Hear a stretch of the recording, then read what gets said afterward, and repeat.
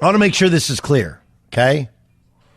I do not believe, nor Jalen Rose should not be fired for his comments, okay? He should not be fired for his comments. Not at all. I think his comments actually come from a place of, hey, dude, I know basketball, and we know how it always used to work. And that's kind of what he's getting at. The flaw in, there's a bunch of flaws in what Jalen said, and I'll get to it in a moment. Okay? I'll get to it in a moment. But here's what's really important, okay? I don't think Jalen should be fired for what a comment that could be very easily construed as racist in nature, okay? Racial profiling or whatever, racially discriminatory, whatever you want to say. I don't think he should be fired, but I also don't think that everybody else should have been fired for any of their comments which were deemed racial in nature. Hell, they just fired a coach in Coronado High School in San Diego. Did you guys see this incident? It's a disgrace. Was it Orange Glen or Coronado that has the mostly Hispanic team? Do you know the story, guys? I do not. Is this the tortilla story? Yes. I'm looking it up. Yeah. So Orange Glen is in Escondido, which is a really nice area down in San Diego. But in its particular school district, it is a mostly Hispanic, Latino, Mexican school district, right? So a high percentage of Hispanics. It's also, by the way, a California distinguished school. It's got a good basketball program. So they're playing in the state basketball tournament, and they played against Coronado. And at the end of the game, when they're shaking hands, a Coronado High School alum had brought tortillas to the game and then flung them at Orange Glen. Tortillas at the game. Now, they do this at Texas Tech. Okay, but they do it to everybody at Texas Tech. This one was Coronado, not a bunch of Mexican kids, plenty of Mexican kids, and throwing tortillas at him. It's cruel, it's gross, it's disgraceful. I don't know why the Coronado High School coach was fired when he had nothing to do with it. But I guess when you search around for somebody to blame, I don't know how he handled it afterwards, but that's what happened in that disgraceful incident. Okay, that is something that somebody should, and I don't think he should have lost his job, but if there's anybody affiliated with the school, you should lose your job over it. So we do have real racially divisive issues that come up, but we need to learn from them. Okay, this is Jalen Rose on his radio show or podcast earlier. Kevin Love is on the team because of tokenism. Don't be scared to make an all-black team representing the United States of America. I'm disappointed by that. Anybody that watched the league this year knows Kevin Love did not have a stellar season, was not the best player on his team, and did not necessarily deserve to be on this squad.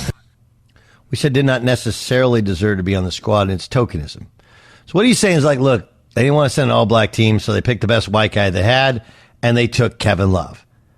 Kevin Love obviously has been dealing with mental health issues. He also has been super, super unhappy playing on a terrible team. I mean, he's on a terrible basketball team.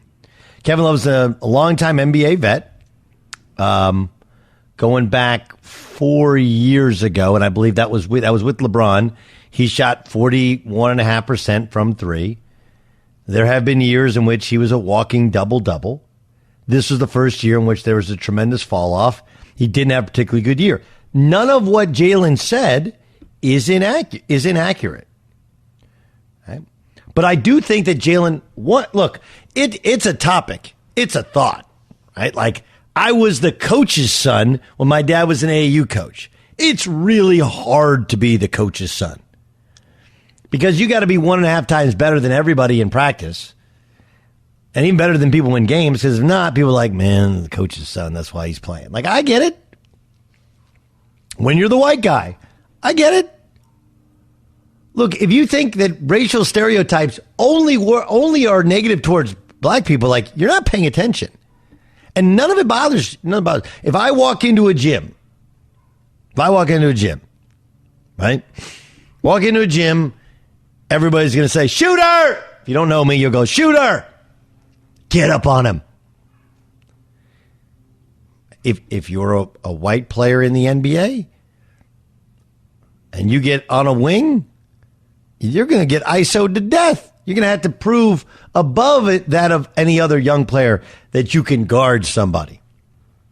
They're going to torch you no matter what your skin color is. They're going to come at you when you're young no matter what your skin color is. But the assumption, the stereotype, the racial profiling is you're not as quick, you're not as athletic. You're probably only there because you're the token white guy. That's the thought. Jalen's not expressing anything which other people don't feel. I would love to hear Jalen Rose. Let's ask him about why is there now a female assistant on just about every NBA bench? Why is that, Jalen? Oh, on those, that's a third rail topic, right? For Jalen Rose, who covers and played in the NBA, if he were to say, look, the NBA really wants a female coach on every bench. And the hard part is, like, those guys don't want to play for Becky Hammon. Some do, some don't care. They're like, I don't, good coaches, good. There are plenty of players who are like, look, I want to play for somebody I respect, and you will struggle to take orders. And you'll have people who are writers who are like, well, a woman in your life is like, that sounds great. Guys have never been coached by a woman. There's going to be people that struggle with that. It's going to happen, and they're going to have to deal with it. I can tell you that without knowing, there's no league memo, but there is a push to have a woman on every staff. And that's a hard one. So it's difficult for some guys to accept. Not because they're male chauvinist pigs, but just because, like, that's just not how they want. NBA players believe they run the league. Adam Silver has done nothing to dial that back. Zero. He has never, ever tried to enact anything to make NBA players feel anything less than entitled to give and share their opinion and make it their league. And what they want is the Ime Udokas of the world. Or a Steve Nash. They want a guy who's done what they're doing, understands what they've done. And look, I mean, she's a woman she was super talented. She had to go prove herself playing in Russia. She played for the Russian national team. She came over stateside, was a hell of a WNBA player. She did get the benefit of getting a chance very early on to coach Summer League and did well with the Spurs. And she's trying to work her way through it, much the way Ime Udoka did as well. But because she's a woman, listen to her. There's going to be guys like that.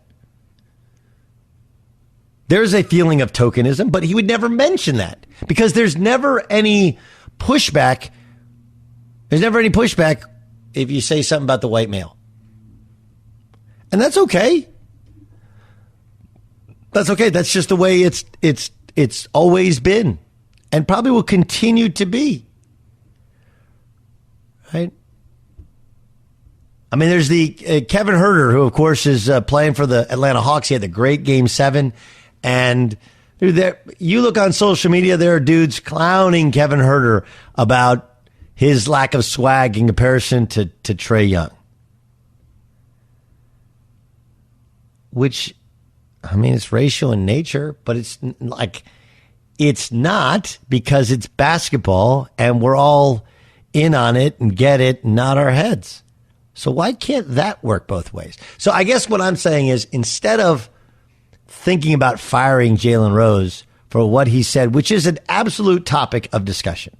Like, I believe that the reason that Kevin Love is on Team USA is he's the old head. He's the shooting big. He actually more resembles what European big guys, what FIBA big guys look like, more so than anybody else. If you actually go ahead and look at the NBA, do you realize that, and I don't know, I haven't checked this year, like Brook Lopez, I think, is the only American-born NBA starting center in the playoffs, right? Like, there's just not a lot of guys that exist. And so are you going to take Brook Lopez or are you going to take Kevin Love? No doubt, Kevin Love is a shell of the player he used to be, but he's still 6'8", 250 and can shoot threes. And you know what? At this point in his career, at 32 years old, when you've lost as much as he's lost the last 3 years, he'd be like, look, man, I'm happy to wave a towel and be a winner. And because he spent time with Team USA in the past, it shows that they thought he was a heck of a guy. He was a good guy. We're gonna put him. He'll be the 12th man on this team, and he won't say. Anybody who's ever put together a team knows you don't always pick the best guy. That's not how you build a team. That's how USA basketball got screwed up to begin with. Yes, John. Wasn't that one of not I don't know about the racial part of it, but wasn't that one of the topics of the Dream Team? Wasn't the Christian Laettner, right? Wasn't that like? Yeah, but there are other white guys, or John Stockton and Larry Bird. Yeah, that's what I said. It wasn't racial, but the same thing that you're talking about, like, it's not always the best player. It's more of like, it's a team concept type of deal, right? Well, Laettner was there because here's what happened. Up until the Dream Team, we sent college kids. Okay? Up until the Dream Team, we sent college kids. In 84, Bob Knight picked the team. Okay? And they won. But remember, if you remember, and I went and saw this team play at the LA Sports Arena, Michael Jordan was incredible, and that was when people started to realize how good he was. They had Michael Jordan, they had Pat Ewing, they had Chris Mullin, Alvin Robertson, the late great Wayman Tisdale, who was as good a college player as you've ever seen. And then they had like Steve Alford, Joe Klein, John Koncak, Jeff Turner, Leon Wood, Cal State Fullerton, who's now ref in the NBA, right? Vern Fleming, they had all these other guys. The guys they missed on Stockton, Mark Price.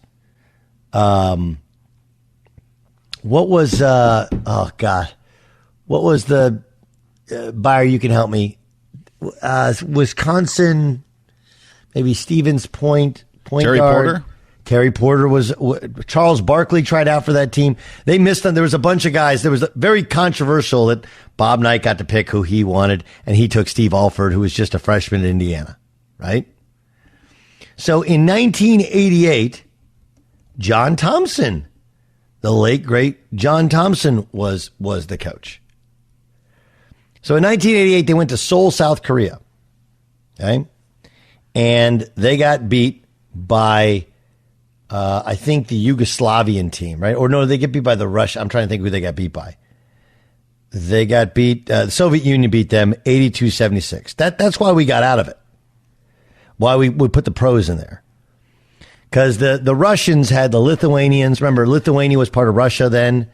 So they had like Šarūnas Marčiulionis. They had Arvydas Sabonis. These are all Lithuanians, but back then it was all under the Soviet Union. And they beat our college. Now, we only got beat by 6 points, but they didn't reach the gold medal for the first time ever. And so it was seen as such an embarrassment. Instead of fixing it and picking a better team and coaching better, we're like, let's just pick the pros and kick everybody's ass. Now, they had Dan Marley, David Robinson, Mitch Richmond. But what had happened was most people believe that John Thompson, he was the coach of Georgetown, he took Charles Smith, who's a little 6 foot, 150-pound point guard. He was too small to play against the Russian guards. And Bimbo Coles, too small to play. And we didn't have enough shooting. We didn't have shooting big guys. We had David Robinson, and we struggled to adjust to foreign basketball. So instead of trying to get better, we were like, let's just put the pros out there.